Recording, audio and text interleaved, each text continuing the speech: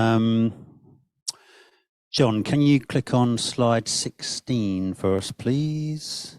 I don't know if you've ever seen Big Bang Theory, when Howard goes into space as an astronaut and he comes back and all he can talk about is space and everything about what he did, and every subject that comes up, he twists into a story about when he was on the space shuttle, whatever it is, the space station.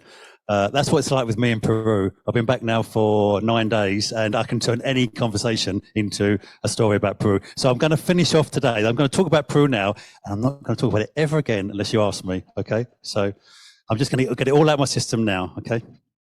I want to tell you how I ended up in Peru and a couple of things that happened there, just to bless you and to boost your faith and to encourage you that, you know, our faith is a global faith, and other countries actually do lots of things better than we do when it comes to Christianity, not surprisingly. So I've kind of entitled this Peru Where God Smiles Most, because their smile is unbelievable, the Peruvians. It really is amazing. It's like God smiling on you when their faces come alight. But really about kind of how I ended up in Peru, how I got there and what happened when I was there. So the whole story started in 1977. I was very keen on musicals, as Ollie is, as he's grown up. But I really liked Joseph and Technicolor Dreamcoat. I really liked Jesus Christ Superstar. And then Lloyd Webber and Tim Rice brought out Evita, which is very different from the first two. But I absolutely loved it. Just the music and just the setting.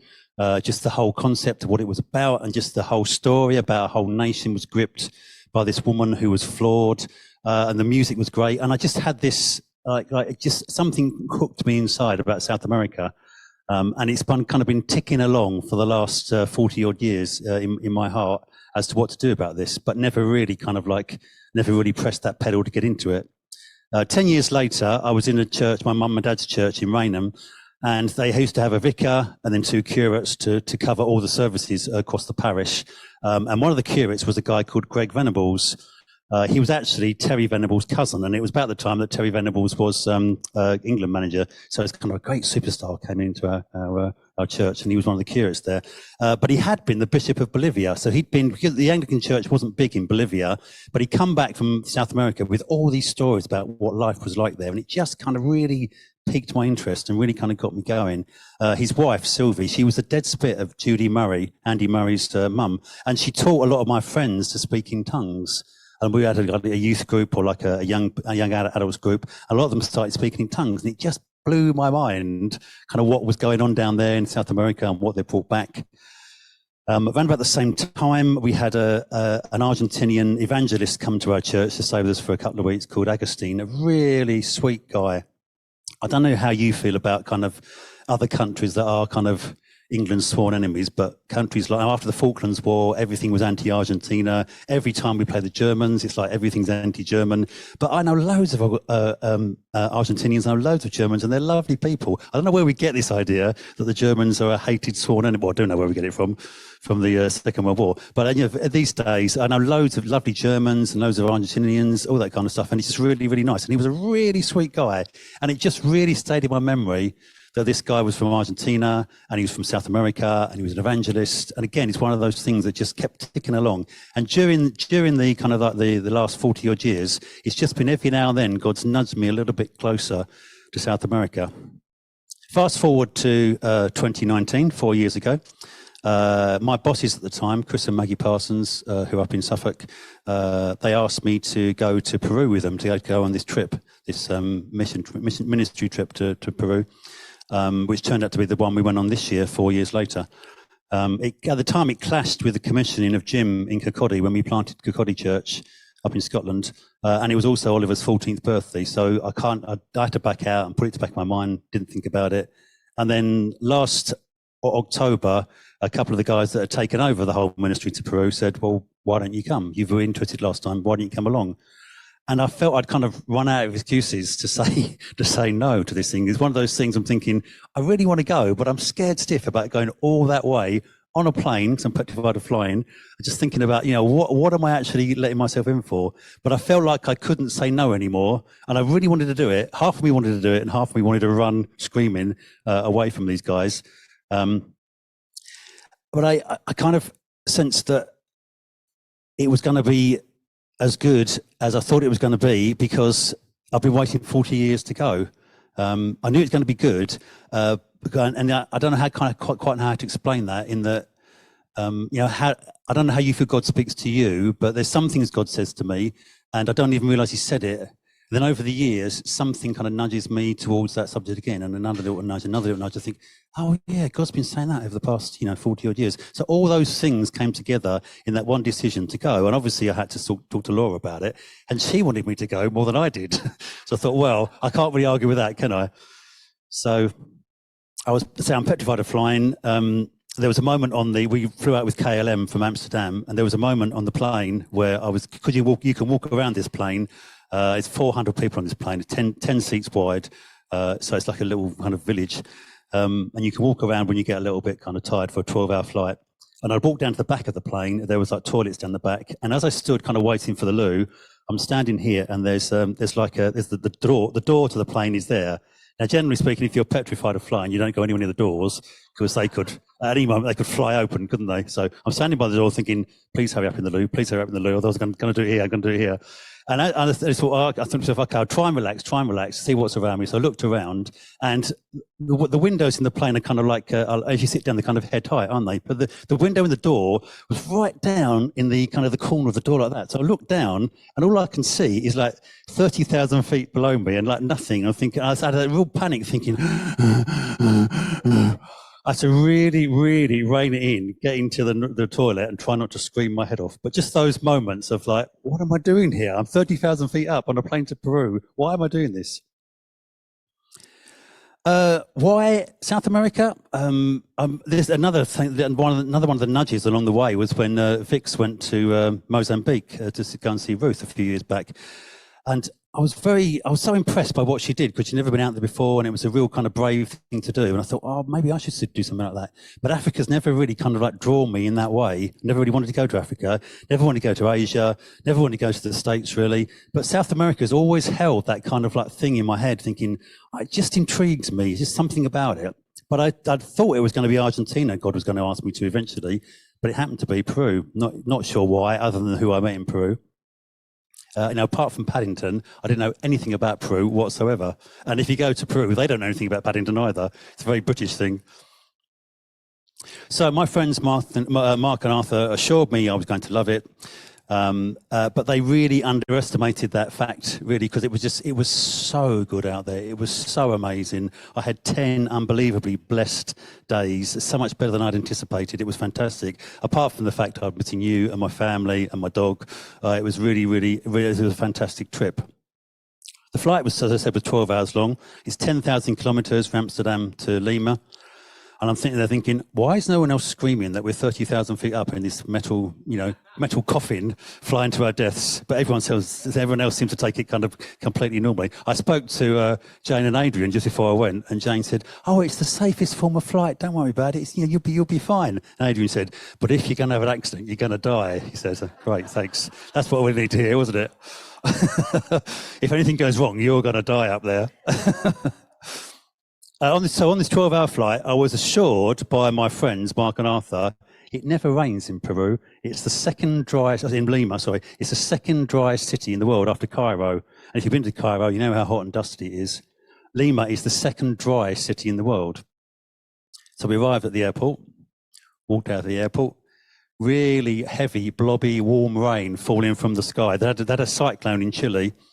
And it was the tail end of the cyclone had come up to Peru, and it just caught Lima. So literally, we walked out from the airport into this rain, and it was hot rain, and it was really blobby, and it was really heavy.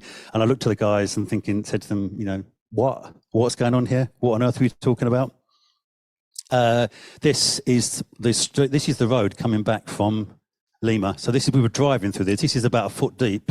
We were driving through this because there's no drains. They don't need drains because it never rains in Lima. So whenever it does rain, all the water just runs straight down the road. It's quite bizarre, really.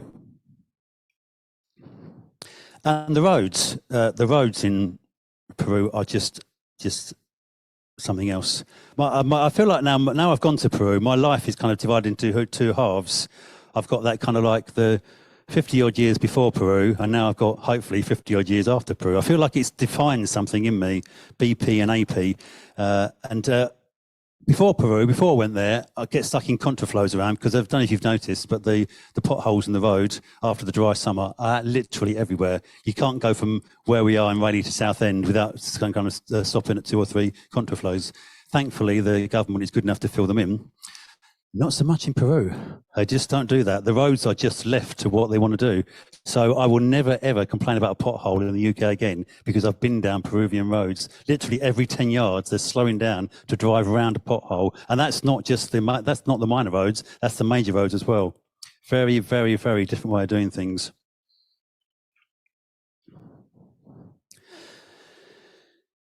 It didn't occur to me, after talking about the rain, it didn't occur to me until I rang Laura the following day and told her about the rain that it might possibly be prophetic, the rain. I hadn't twigged on that at all. But the first night we were there, we had, Arthur's daughter was with us. Arthur is the guy that leads Plymouth Vineyard. And his daughter was with us, his 20-year-old.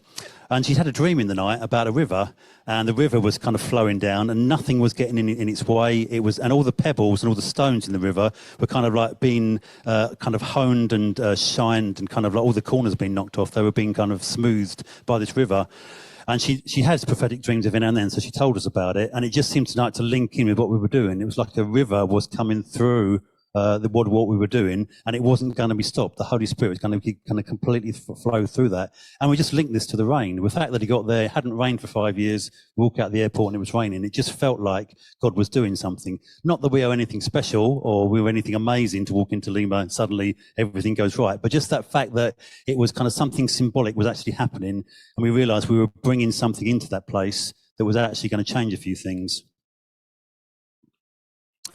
The point of going to Peru was to go and help some of the vineyards there. Click, next one.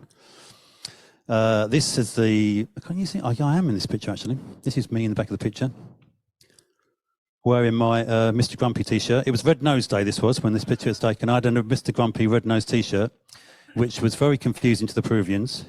I didn't quite know what to make of it. But the point of going out there was to link up the 6 vineyards that are in Peru and trying to encourage them to work together, trying to encourage them to think about church planting, increase what God's doing. So 10 years ago in Peru, the USA started planting churches from America into Peru. So Peruvians had gone to stay in America, gone to a vineyard church, like what they saw, think I can do that, go back to Peru and do that in my city. So they'd come back to Peru and started a church.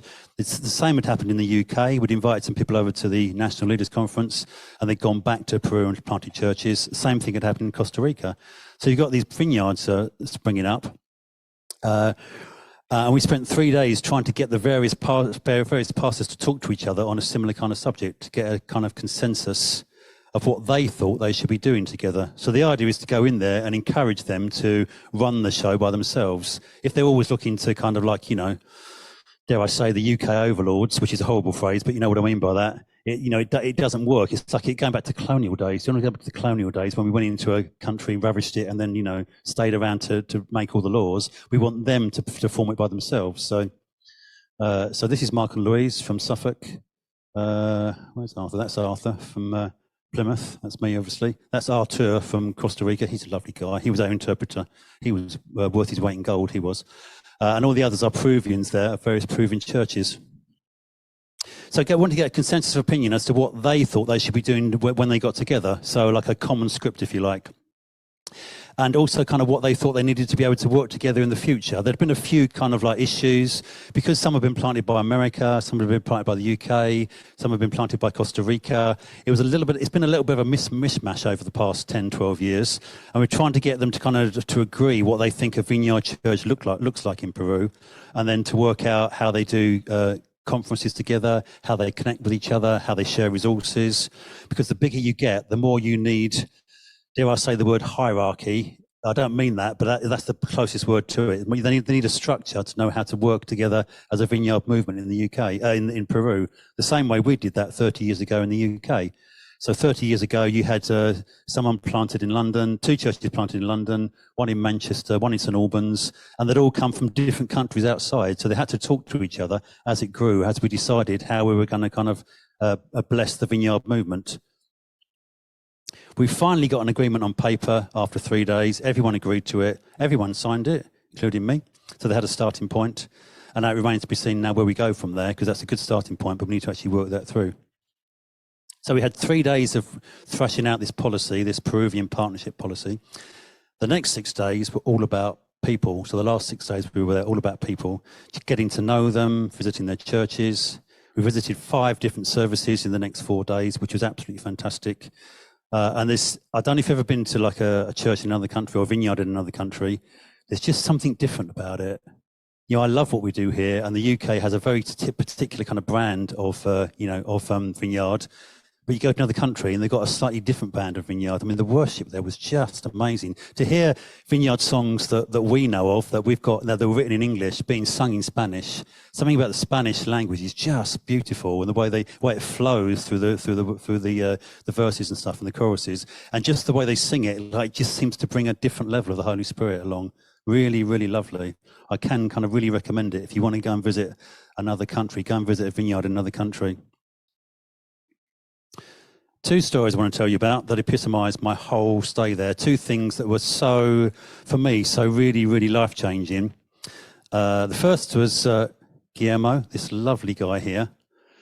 Now, he was the one that wasn't getting on terribly well with other churches. He'd been planted by a different country to some of the others, and that was part of the issue. He didn't quite fit in with the rest of the group. So it was important that we felt that we visited him at his home church. And he planted a church in Laderas, which is to the north of Lima, and then he'd left that with a couple that were also there. These guys, Israel and Liliana, and then he'd gone to plant another church in. I don't know if it was a place called Casa de Jesus or if it was a church called Casa de Jesus. Casa de Jesus means Jesus' house or house of Jesus. So it's either a town called that or it's his church was called that. Not quite sure. It was an hour and a half to get there, and it was an hour and a half back. So it wasn't an easy journey. And when you think about the roads are like you're bouncing along all the time. I counted 73 speed bumps on the way there and 70, or more than that on the way back. They look kind of a little better than dirt tracks, really. And we got to, this is Monday evening, this was, the trip. A taxi picked us up. We didn't know the driver. And it just reminded me of those stories you hear from Mexico where tourists go for like get into a taxi, go off to a kind of an offbeat place somewhere, and then you find they've been, killed somewhere 2 days later, thinking, oh, anything could happen here. I don't know who this guy is. I don't know how safe this is. I don't know how safe this city is. We're getting in this taxi. He couldn't speak a word of English. We had very broken Spanish. So it was quite kind of difficult kind of getting any conversation going. 10 minutes down the road, we stopped at a petrol station. I think I got a picture of it. Click. Yeah, this petrol station here. I thought I'd take a picture of it just in case I needed to leave a trail for the police. In case, I think they're going to find my phone. At least I know where I've been.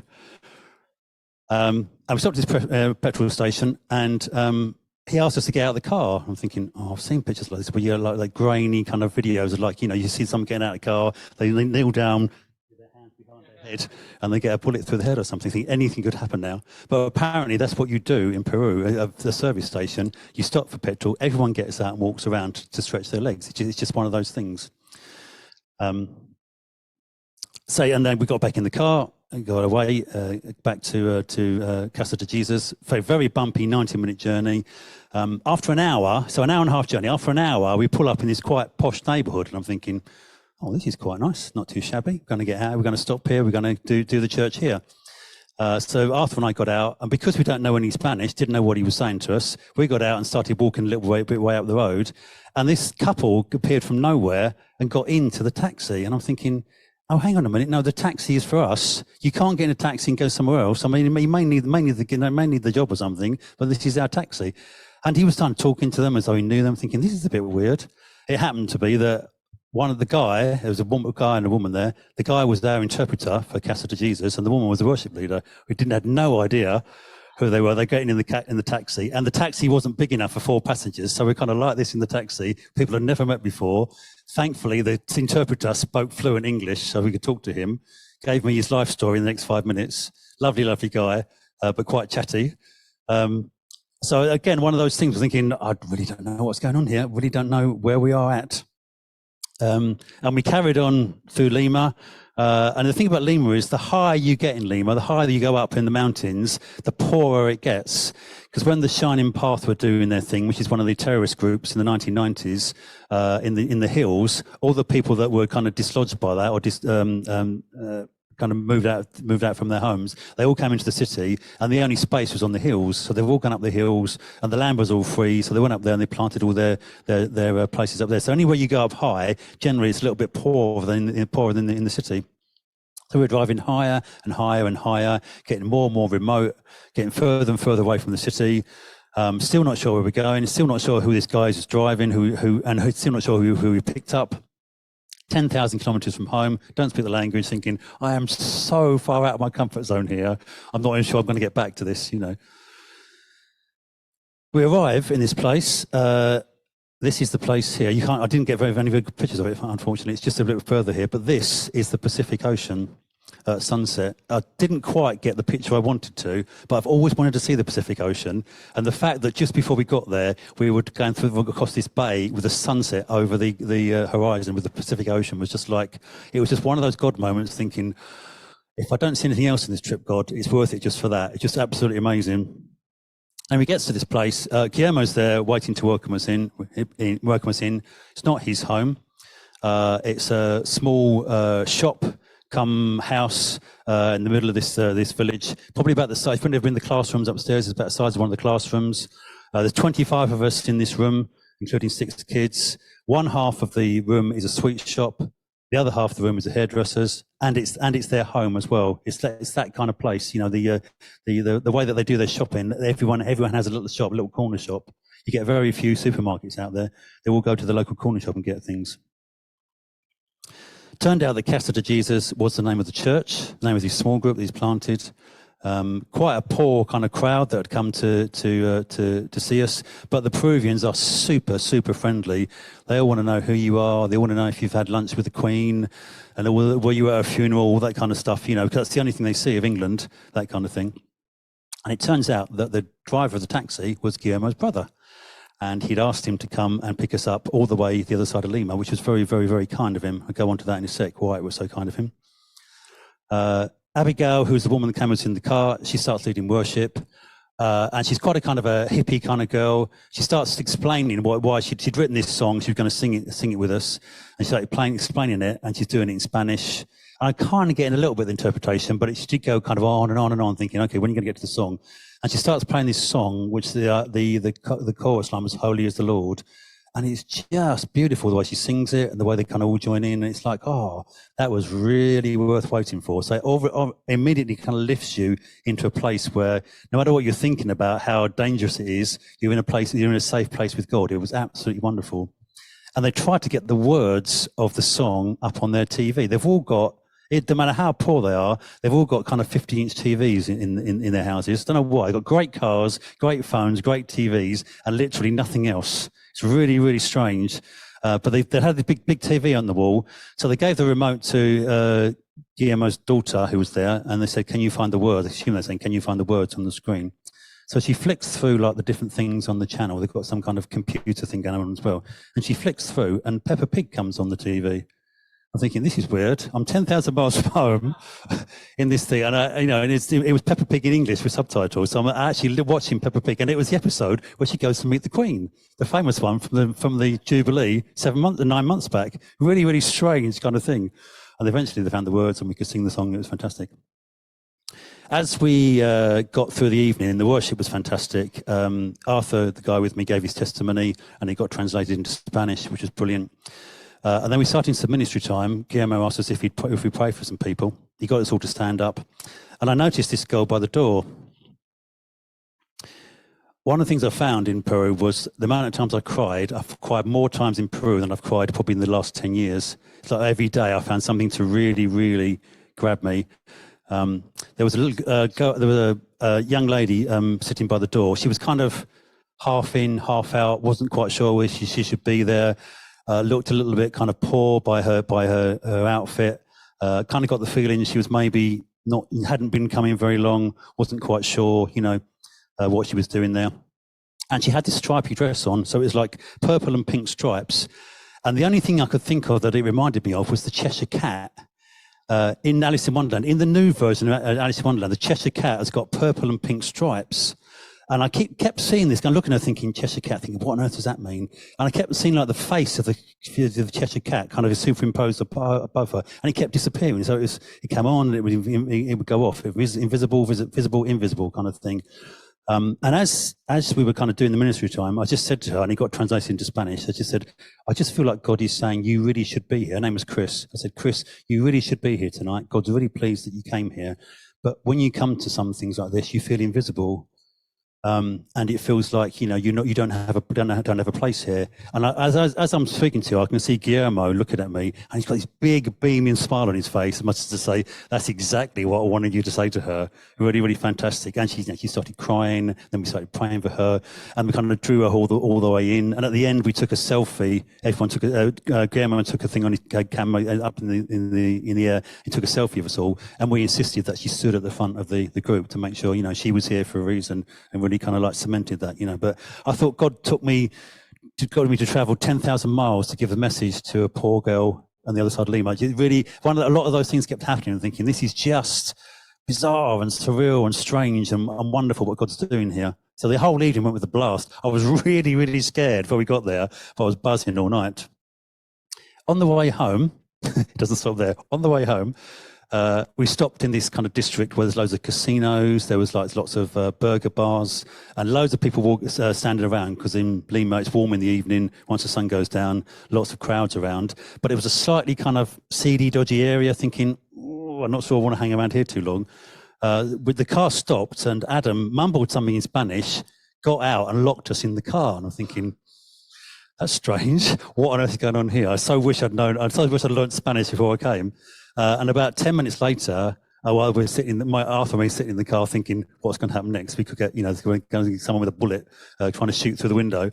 He got back in the car with this big box, put it on the passenger seat, and said, so sorry about that. He said, it's my son's 8th birthday, and that's the cake for his birthday. He'd gone to pick up this cake, and he'd been asked by Guillermo to come and pick us up in the taxi. He'd left his son on his 8th birthday to come and pick us up, take us backwards and forwards to Casa de Jesus, and he was going home to see his son to celebrate the rest of his 8th birthday. I'm thinking, oh, that is so sweet and sad and everything in there, and I had all these negative feelings about what was happening. It was a really, really wonderful story. Right, last story, I'll finish with this. Click. This is Juan and Magali. We went to Arequipa, which is the third city down south. There's Lima, Cusco, and Arequipa. Arequipa, much more British climate. 7,000 feet up in the air, altitude, rainy, temperate, lovely, just like Britain. So we loved it being there. It's a real kind of respite from the kind of cauldron that is Lima. And we stayed with a couple called Joel and Raquel, who are absolutely lovely. Joel is Colombian, and Raquel is the daughter of the guy who planted the first vineyard in Lima. And they've moved down to Arequipa, and they've planted a church there. We were staying there for 2 days, and they were both very, very keen to introduce us to this couple they kept talking about. I didn't quite get what they were saying about this couple until much further down, and most of it happened like that way. Someone would say something to me, and then 2 days later, I'd realise what they'd said, and it kind of didn't mean anything by then. So learn Spanish, Dave, learn Spanish. We went out for this meal with Joel and Raquel and Juan and Miguela. And they started telling us their story. Really, really sweet couple. Sat down. He didn't speak a word of Spanish. She was pretty good with English, so she was translating for us all the time. And they were telling us about their story. And the guy, I was sitting opposite the table from the guy. He just kept staring at me all through the meal, and that kind of like slightly uncomfortable, I don't know where to look because you keep staring at me. And the fact that he couldn't speak English and I couldn't speak Spanish, the only thing we were communicating was through kind of like eye-to-eye contact. I thought it's just slightly strange about this. But there was nothing offensive about them whatsoever. And they told us their story about, so 14 years ago, they were in a church in Arequipa, and they had a change of pastor, and the new pastor came in, and they disagreed with what the pastor was doing. I didn't quite get what the pastor was doing, but it wasn't something they thought the way a church should be run. So they started to challenge this guy, and it got very, very difficult, very, very nasty in the situation. Michaela worked for the church, so everything kind of exploded. They were asked to leave the church. She lost her job, and they spent kind of 14 years in a little bit of a spiritual wilderness, trying to find out, because they thought they'd done something wrong. They thought they were in the wrong. They couldn't challenge what this guy had done. There was no one to go to. And so 14 years later, they're trying to lead this church elsewhere in Arequipa. There's a few people there, but they've met up with Joel and Raquel, and they like what the Vineyard is telling them. They like the way the Vineyard does things. I say this guy kept staring at me all the time, and when I was translating, when they were translating what I was saying, I just felt he needed to hear that it was okay. It's okay what he'd been through, and he needed to kind of like process it, so to speak. But the more we talked about it, the more I could see they were just really struggling with the fact that they've been chucked out of a church, and the very organisation they were trying to bless and trying to run, they'd actually been kind of thrown out of that. And I really felt like they needed kind of closure, and they needed to forgive this guy, this church leader. And I just felt like God was saying to me, you need to be this kind of like abusive pastor and ask them for their forgiveness.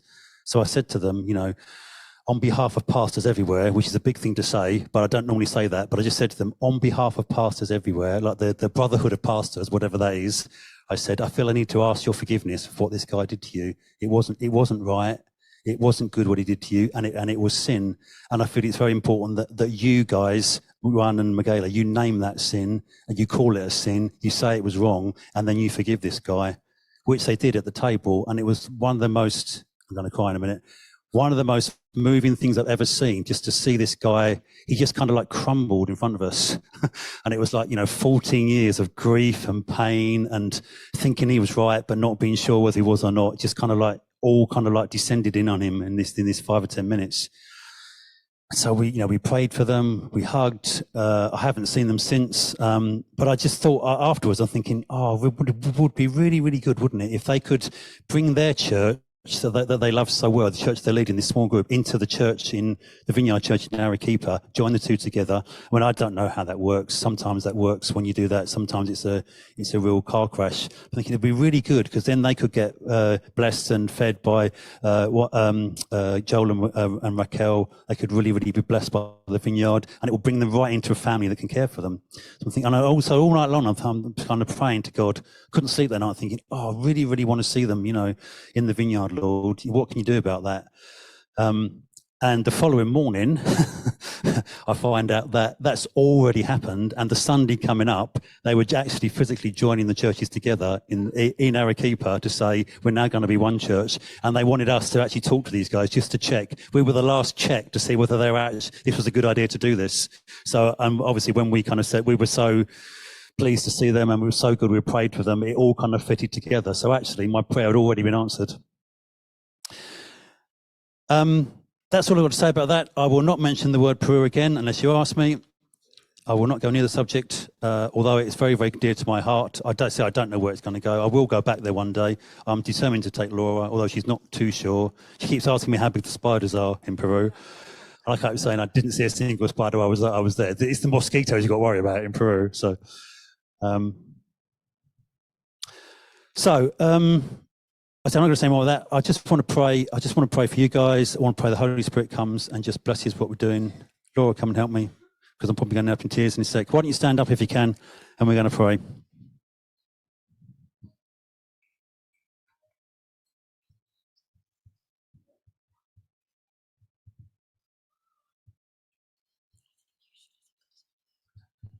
Come, Holy Spirit. Come, Lord.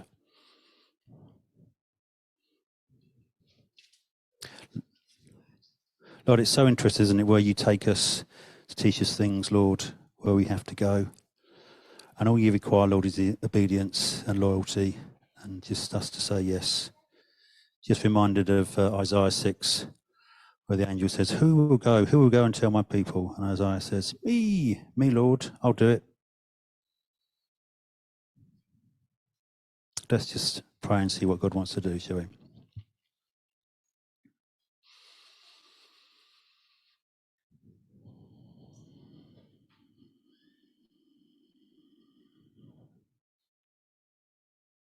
I do feel the whole fear thing was a really, really important thing for me to learn. And I think because, I'm one of the pastors here, I think that's for some of you guys as well.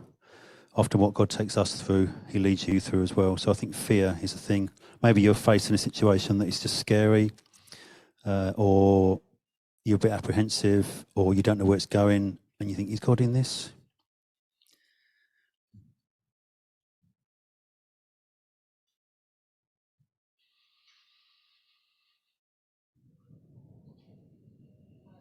Christine at the back. When Dave was sharing that story about the girl who felt on the edge and didn't quite feel what her place was, and her name was Chris, I just felt like, and also that's also for you as well, but there absolutely is a place for you here. And I really, really believe that God has brought you back here for such a time as this. And I feel like the word for you is like, get ready to be center stage. That was the sense. And to be encouraged that you are, when you're here, you bring something, and when you're not here, you there's a big gap. There's a big gap when you're not here, but you don't see that because you're not here. Jody, just what God was saying. There were a number of people in Peru that reminded me of you when they were worshipping, and it just, it's just like Jody up there. I think God wants you to know that when you worship, it really brings something. Yeah. It's just you've got a whole host of people running along behind you as you enter the Holy of Holies, as you worship. You lead people into that holy place.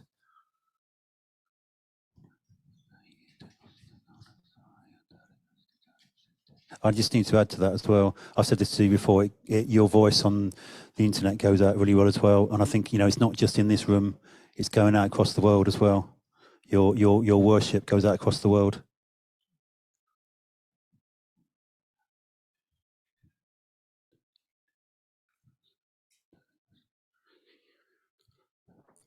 There's some of you in here, and God is calling you into leadership, and you know it. You know that he's calling you into leadership, and it scares the pants off you. And there's kind of different levels of that, but just, think about that. Allow God to talk to you. Allow God to woo you and challenge you. And there's a call on you. And kind of as I'm saying that, you're thinking, oh no. But you just know. You know if it's you. You know if it's you. Some of you are called into leading. And I just pray that God would really cement that call. There's so much for you. And Laura, I feel like as well that God is going to do some restoration in some relationships. And you don't have to work hard to do it. I think God's going to do it. And like, you're an absolute prayer warrior. When you pray, things happen. So continue with the prayers, but know that God, not a single prayer goes unheard, and there's some restorative stuff coming. Yeah, it's almost like God saying, do less other than pray. Don't worry about it. Di, I just feel like what you've done this morning with the Palm Sunday thing, your creativity is fantastic. And when we mentioned the building this morning, those two are linked. Your creativity in this new building, he's given us this building with you in mind. So I just want you to have a think about that next month. Okay. It's a blank canvas, shall we say.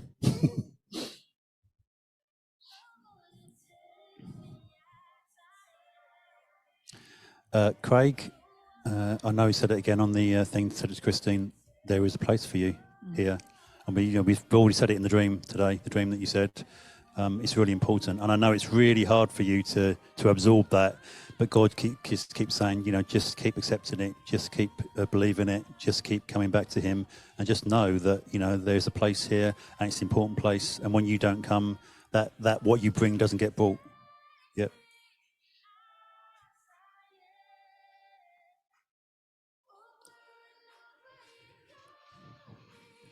we want to give the opportunity for people to respond. So if the whole leadership thing resonates with you and you would like some prayer about that, we would love to pray with you. We have really overrun, so apologies. But also we want to give an opportunity to pray for people that need healing. So if you are struggling, and it could be you're struggling with your mental health, you're struggling with depression or anxiety, or it might be that you're struggling with a physical condition, but we would love to give an opportunity for you to receive some ministry. So if that's you, like the leadership thing, or you'd like some prayer for healing, then we would love to pray for you. So if that's you, then you're going to need to move your legs. 1, 2, 3, come forward.